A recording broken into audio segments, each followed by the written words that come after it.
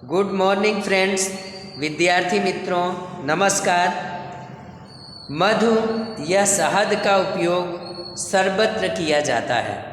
हम देखते हैं कि हमारे घरों में शहद की बोतल ज़रूर होगी, चाहे वो छोटी हो या बड़ी हो।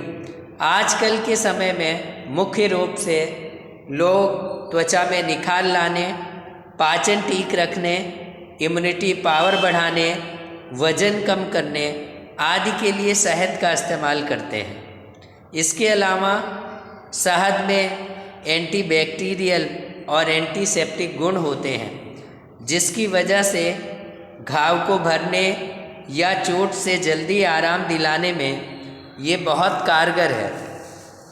अतः इसके लिए मधुमक्खी पालन का उद्यम एक कृषि उद्योग जैसा बन गया है। चूँकि मधुमक्खी पालन में निवेश कम होता है, इसीलिए किसान इसे धनार्जन का अतिरिक्त साधन मानते हैं। शहद के अतिरिक्त मधुमक्खी के छत्ते मोम के बहुत अच्छे स्रोत हैं और हम जानते हैं कि मोम का उपयोग औषधि तैयार करने में किया जाता है। तो आइए आज हम मधुमक्खी पालन के बारे में जानते हैं। ये आप चित्र देख सकते हैं जहाँ पे मधुमक्खियों का छत्ता है और कई सारी मधुमक्खियाँ आपको बैठी हुई दिखाई पड़ रही हैं। इस तरह के छत्ते आपने जंगलों में अपने घरों के आसपास ज़रूर देखे होंगे ना कभी आपके नज़र के सामने से ये ज़रूर गुजरे होंगे। मधुमक्खी पालन क्या होता है? मधुमक्खी पालन किसे कहते हैं, आइए देखते हैं। मधुमक्खी पालन कृषि व बागवानी उत्पादन बढ़ाने की क्षमता भी रखता है। मधुमक्खियाँ मौन समुदाय में रहने वाली कीटों वर्ग की जंगली जीव हैं।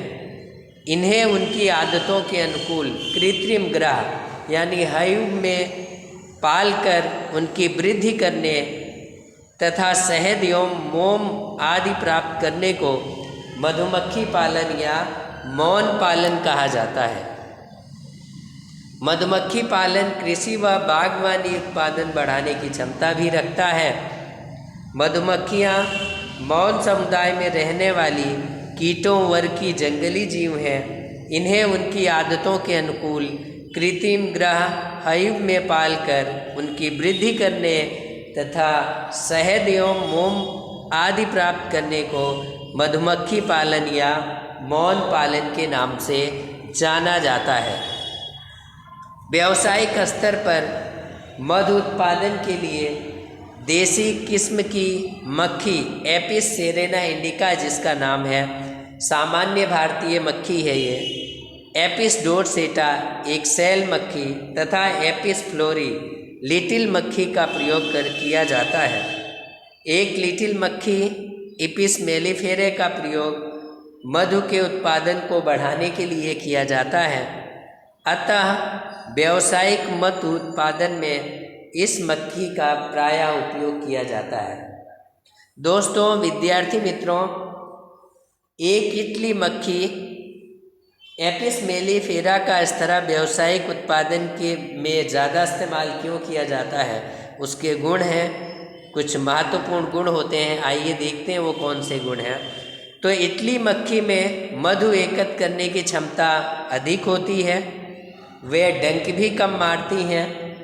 निर्धारित छत्ते में काफ़ी समय तक रहती हैं और प्रजनन भी बहुत तीव्रता से करती हैं।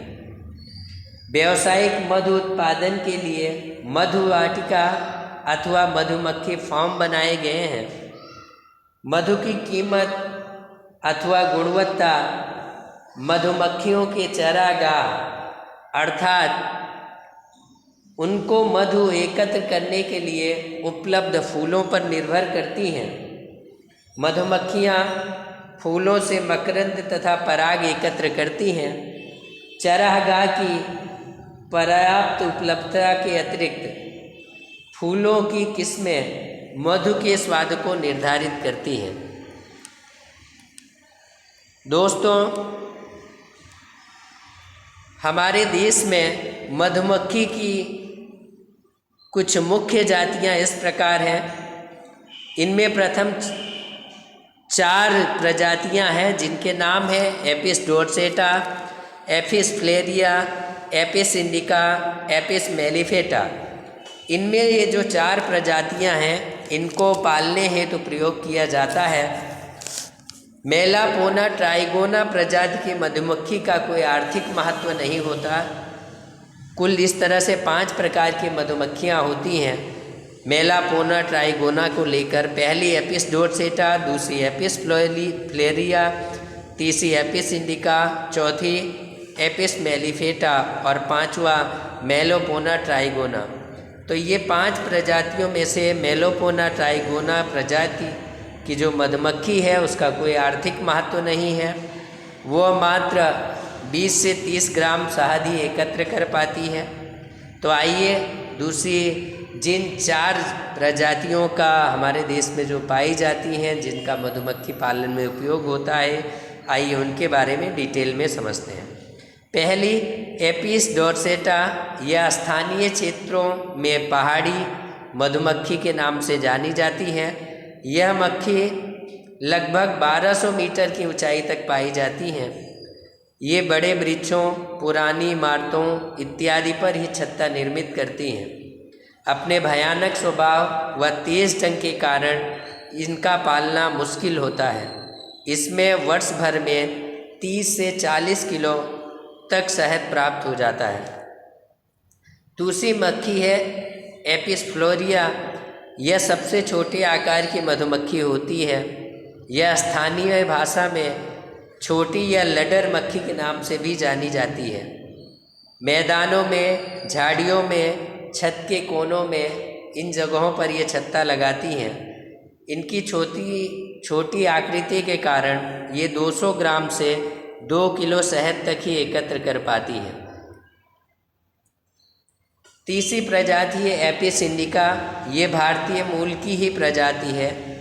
पहाड़ी व मैदानी जगहों में पाई जाती है।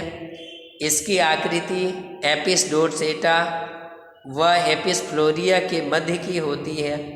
यह बंद घरों में, गुफाओं में या छुपी हुई जगहों पर घर बनाना अधिक पसंद करती हैं। इस प्रजाति की मधुमक्खियों को प्रकाश नापसंद होता है। एक वर्ष में इनके छत्ते से 2 से 5 किलोग्राम तक शहद प्राप्त हो सकता है। चौथी और लास्ट मक्खी है एपिस मेलिफेटा। इसे इटालियन मधुमक्खी भी कहते हैं। ये आकार व स्वभाव में भारतीय महाद्वीपीय प्रजाति है। इसका रंग भूरा, अधिक परिश्रमी आदत होने के कारण ये पालन के लिए सर्वोत्तम प्रजाति मानी जाती है। इसमें भाग छूट की आदत कम होती है। वह ये पराग व मधु प्राप्त करने हेतु 2 से 2.5 यानी 2.5 किलोमीटर की दूरी भी तय कर लेती हैं। मधुमक्खी के इस वंश से वर्ष भर में औसतन 50 से 60 किलोग्राम शहद प्राप्त हो जाता है।